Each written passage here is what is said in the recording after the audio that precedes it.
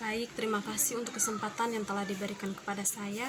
Perkenalkan, nama lengkap saya Angela Pawe, NIM 1703030048. Saya mahasiswa program studi sosiologi semester 7 kelas A.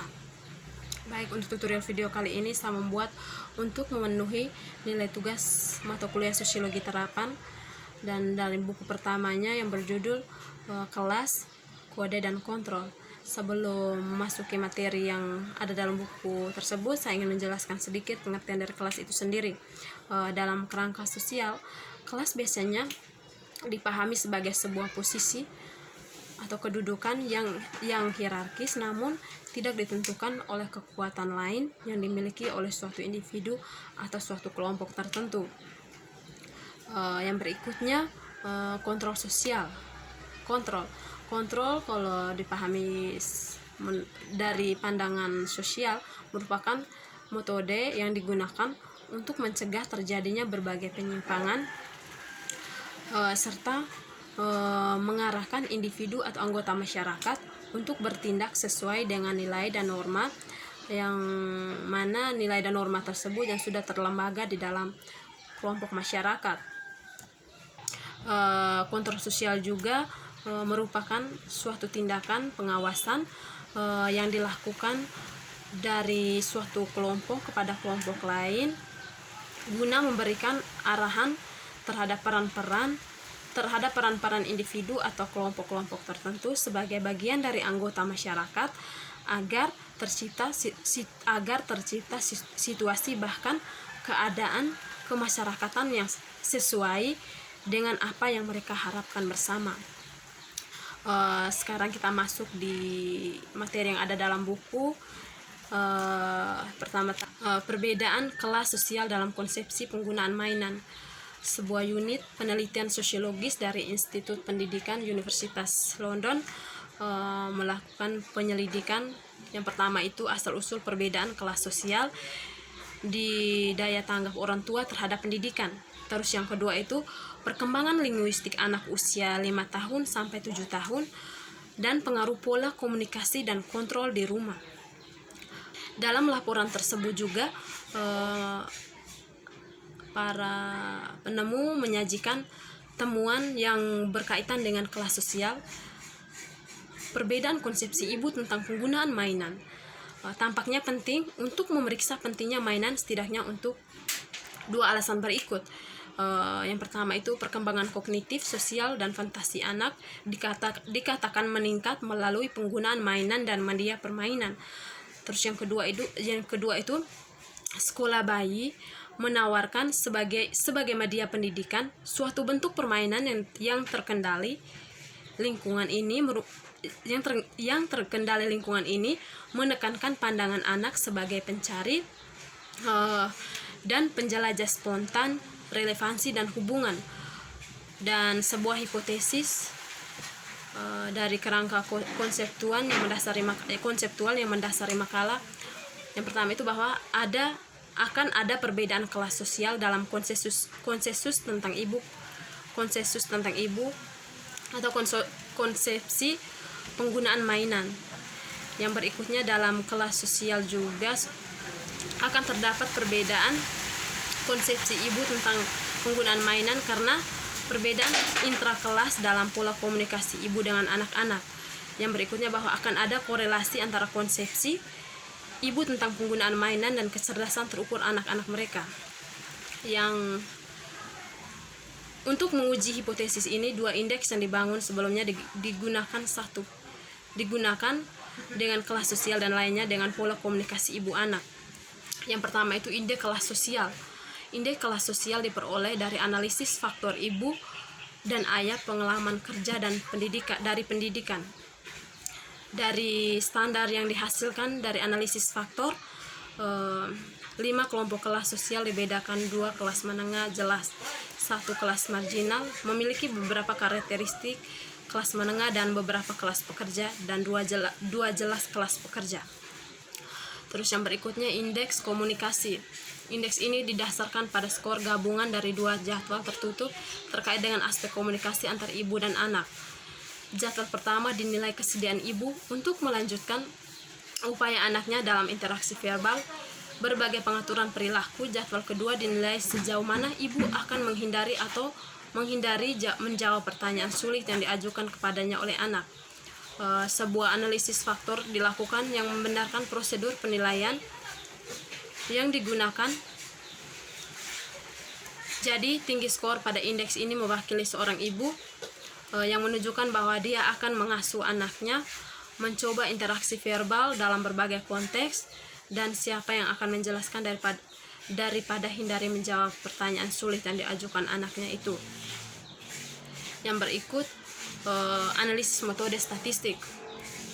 Penerapan indeks kelas sosial mengungkapkan bahwa 351 ibu yang tersebar lebih 5 kategori kelas sosial dengan cara sebagai berikut. Untuk setiap pengelompokan kelas sosial, koefisien adalah dihitung sebagai ukuran kotor dari konsensus dalam pengelompokan terkait. Untuk lihat bagaimana pernyataan individu berfungsi dalam setiap pengelompokan, posisi peringkat rata-rata mereka juga dihitung. Akhirnya, peringkat untuk setiap pengelompokan sosial diklasifikasikan silang sehubungan dengan variabel indeks komunikasi. Ini dilakukan untuk melihat apakah ibu yang mendapat skor tinggi pada indeks komunikasi juga menunjukkan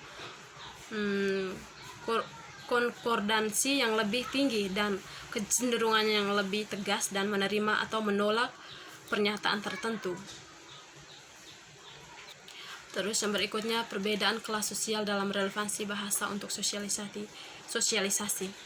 Salah satu gerakan terpenting dalam ilmu perilaku sejak perang adalah konvergensi minat pada studi tentang proses dasar komunikasi, dan suatu disiplin ilmu yang tampaknya paling terpengaruh sejauh ini adalah sosiologi, dan juga studi pendidikan yang kurang beruntung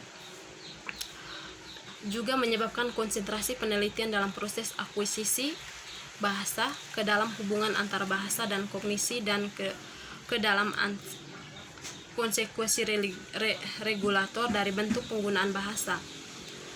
Unit penelitian sosiologi di Universitas London terlibat pada sebuah studi eksplorasi bentuk-bentuk sosialisasi kekeluargaan yang mempengaruhi orientasi terhadap penggunaan bahasa. Di sini mereka menyajikan hasil dari jadwal tertutup yang dirancang untuk diungkapkan penekanan relatif yang anggota kelompok kelas sosial tempatkan pada penggunaan bahasa di berbagai bidang sosialisasi anak di sekolah. Terus yang berikutnya, kelas sosial dan bahasa kontrol anak-anak pada usia 5 dan 7 tahun. Ada sejarah panjang penelitian tentang disiplin orang tua, khususnya keibuan disiplin. Secara umum penelitian ini memiliki 2 fokus perhatian. Yang pertama, teknik yang digunakan oleh orang tua dan konsekuensi dari teknik disipliner. Jika seorang membandingkan pekerjaan dilakukan terutama pada tahun 1940-an dan 1950-an dengan beberapa pekerjaan yang lebih baru, di sana jelas seperti yang ditunjukkan Hess 2 perbedaan penting dalam penekanan dan orientasi. Yang pertama itu pada periode sebelumnya peneliti cenderung fokus pada pengaruh orang tua dan pada tingkat kontrol yang diberikan, sedangkan baru-baru ini mereka telah difokuskan pada jenis dari kontrol. Berikutnya kode. Dengan demikian, setelah mencirikan dialek, kita dapat menanyakan apakah kategori kode Bernstein dapat dianggap sejajar dalam sifatnya dengan dialek sosial. 2 perbedaan biasa antaranya keduanya langsung menarik perhatian pada diri mereka sendiri, sedangkan ekstralinguistik atau faktor yang berhubungan dengan dialek sosial bersifat insidental yang berhubungan dengan kode dikatakan menjadi kausal jika hubungan antara keduanya dalam kasus pertama hanyalah hubungan terjadinya. Hubungan antara keduanya dalam kasus kode adalah logis ketergantungannya yang mengandaikan terjadinya bersama. Terus kedua, dialek sosial didefinisikan mengacu pada sifat formal khasnya. Kode didefinisikan sebagai dengan mengacu pada properti tertentu, sehingga melibatkan pertimbangan tingkat formal yang secara tidak langsung. Yang berikutnya, konsep manusia yang terlalu bersosialisasi.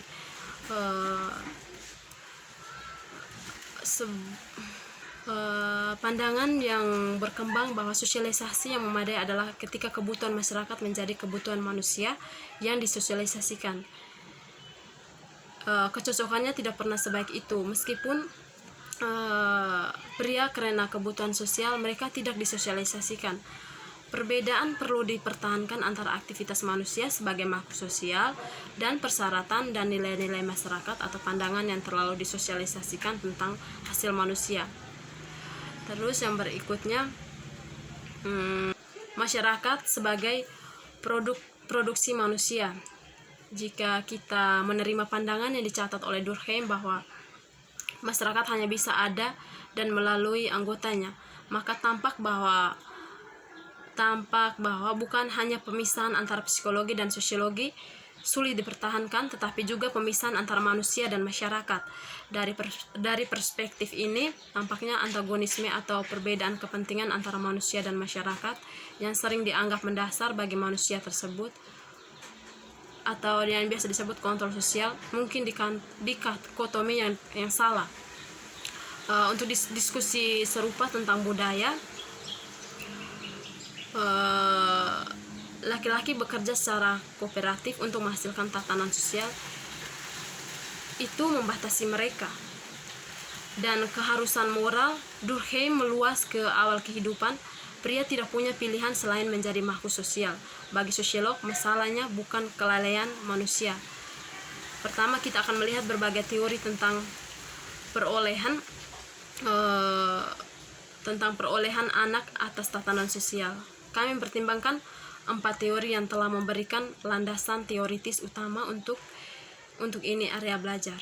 Keempat teori tersebut sudah terkenal, jadi kita hanya akan melihatnya secara singkat dan kemudian pada beberapa penelitian yang telah dipandu oleh mereka.